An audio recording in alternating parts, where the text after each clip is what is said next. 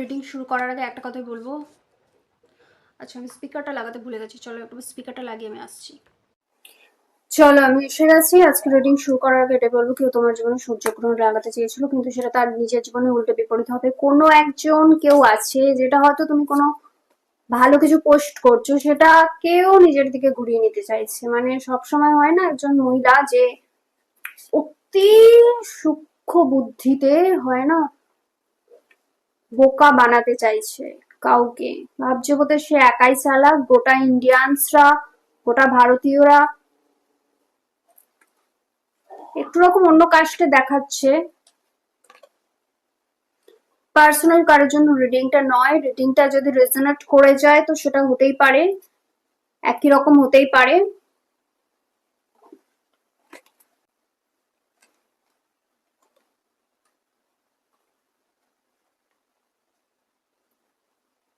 কেউ একজন চাইছে, পারছে না, উল্টো পাল্টা বলে চাইছে মুখ দিয়ে কথা বের করাতে, কোনো রকম চাল চেলে খারাপ কিছু বলে।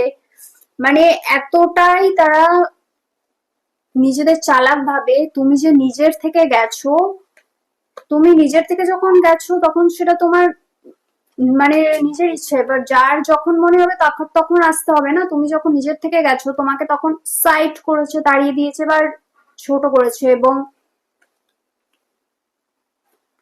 কিং অফ সোর্ডস মানে হাওয়াতে চিটিংবাজি, যেটা হয় না, চিটিংবাজি, খোঁচা মারা, পোক করা, হাওয়াতে।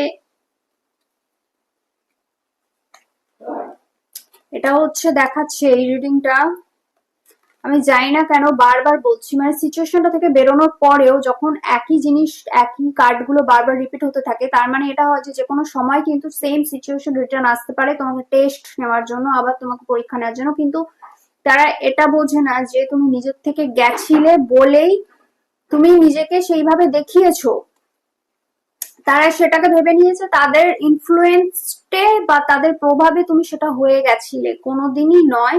সেটা তোমার নিজস্ব স্বভাব, নিজস্ব জিনিস, যেটা তুমি গেছিলে এবং দেখিয়েছিলে। তাদের যখন মনে হবে তাদের আসতে হবে। তোমার যখন মনে হয়েছিল তুমি গেছিলে, দেখিয়েছিলে। একটা বড় চেহারার মানুষ, একটা বলে না, একটা কখনো কখনো দেখবে ষাঁড়ও একটা ছাগলের ভয়তে পালায়। মানে একটা ষাঁড় আছে যেটা ছাগলের ভয়তে পাই পাই পাই পাই করে দৌড় মেরেছে, আর সে ভাবছে। এখন হচ্ছে অবস্থাটা সেই রকম। তোমার যে স্বভাবটা কলিযুগে এসো এতটা ভালো